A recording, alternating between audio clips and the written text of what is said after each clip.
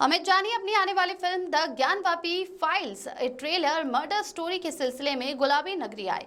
Film निर्माता अमित जानी ने बताया कि फिल्म राजस्थान के उदयपुर में पूर्व में हुए गला रेत कर कन्हैयालाल दर्जी पर बनी है। फिल्म अगले महीने 27 जून को सिनेमाघरों में रिलीज होगी। फिल्म निर्माता का बड़ा दावा है और कहा कि इस सब हत्याकांड में पाकिस्तान का कनेक्शन है। जयपुर, उदयपुर, अजमेर का हमारे देश में पाकिस्तानी पल रहे हैं। निर्देश अमित जानी ने कहा कि आज तक जितने भी भारत देश में ऐसे हत्याकांड हुए हैं इस फिल्म में दिखाएंगे, ताकि देश में जागरूकता फैले। ऐसे परिवारों को न्याय जब मिलता है जब मुद्दे जिंदा रहते हैं। 3 साल में कन्हैयालाल दर्जी का परिवार अभी तक दर्द कम नहीं हुआ। देखिए, राजस्थान में जो घटना हुई है, 3 साल बीत गए। 27 तारीख में फिल्म हमारी आ रही है, 28 तारीख को बरसी है, तीसरी बरसी।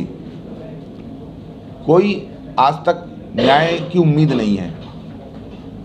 मंचों से खूब कहा गया कि गलत हुआ, सारी दुनिया मानती है गलत हुआ, गलत हुआ तो सज़ा मिलनी चाहिए। और सज़ा के लिए बहुत तथ्यों की आवश्यकता नहीं है।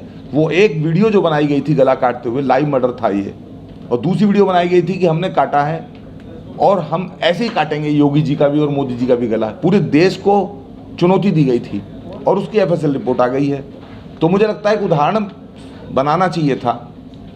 और अगर कन्हैयालाल जी के हत्यारों को फांसी के फंदे पे लटका दिया होता फास्ट ट्रैक कोर्ट में मुकदमा चला के, तो ये बाकी घटनाएं भी ना होती पहलगांव जैसी।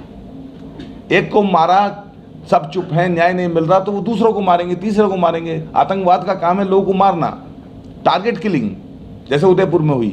तो हम लोगों ने इस मुद्दे पर Gyanvapi file a tailor's murder story के नाम से बॉलीवुड की एक बड़ी फिल्म बनाई है। 27 जून में इसका पूरी दुनिया में रिलीज़ है। रिलायंस हमारा डिस्ट्रीब्यूटर है, जी हमारा डिजिटल पार्टनर है। हम लोग पूरी दुनिया में उस सच को दिखाना चाहते हैं कि किस तरह निर्ममता के साथ कट्टरवादी सोच के लोगों ने कन्हैयालाल साहू जी का गला काट दिया धर्म के आधार पे।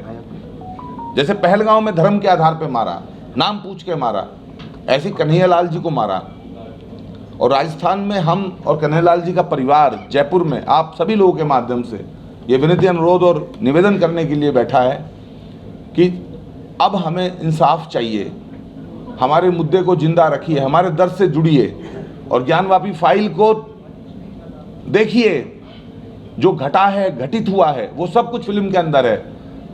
राजस्थान का दायित्व है, पूरे देश का दायित्व है कि कम से कम जैसे छावा लोगों ने देखी हो, पता चला किस तरह से जुल्म हुआ है संभाजी महाराज पे। कश्मीर फाइल ने दिखाया कश्मीरियों पे जो जुल्म हुआ था, ऐसे ही जो जुल्म हुआ है कन्हैयालाल जी के परिवार पे। और ज्ञानवापी विवाद जो है, जो नुपुर शर्मा के बयान को किस तरह से पेश किया गया, वो तमाम चीज़ें आप देखिए। और एक थॉट जो है कि हम तो घर में घुस के मारेंगे, उसको पहचानिए वो कौन सी विचारधारा है।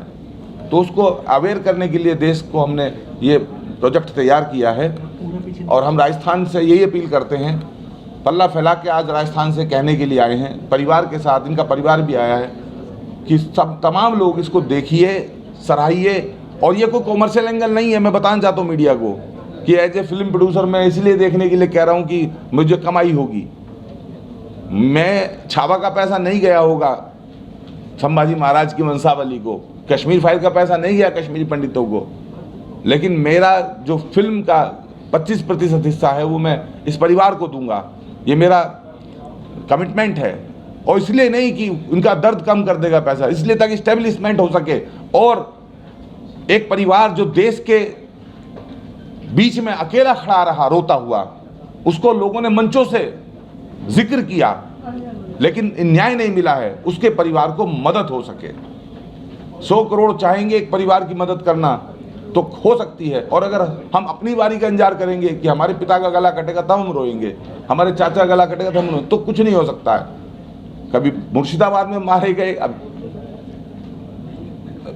कभी उदयपुर में मारे गए, कभी दिल्ली में मारे गए डॉक्टर नारंग के रूप में, कभी लखनऊ में मारे गए कमलेश तिवारी के रूप में, अब फिर मारे गए पहलगांव में, फिर मारे जाएंगे। इसलिए अवेयरनेस का हम काम कर रहे हैं और राजस्थान की जनता से अपील कर रहे हैं कि हमारा साथ दो। मेरा सवाल, कन्हैयालाल जी की बात करें और ज्ञानवापी की बात ना करें तो ये सम्मति नहीं है। ये विवाद था, ASI का सर्वे, ज्ञानवापी के अंदर टीम का जाना, वहाँ वजू खाने की सफाई फुवारा हटाया तो उसके नीचे जो आकृति निकली है उसको हमने कहा ये शिवलिंग है, किसी पक्ष ने कहा कि ये शिवलिंग नहीं फुवारा है। इस पर देखिए, जब से ये वारदात हुई, हत्याकांड हुआ है 28 जून 2022, उस दिन से लेकर आज तक शायद अभी ये 28 तारीख जो आएगी 28 जून 2025 में, उस दिन इस बात को 3 साल हो जाएंगे पूरे। ठीक है, हमने अभी तक पूरी कोशिश कर ली कि हम हमारी तरफ से कोई भी कमी ना छोड़े।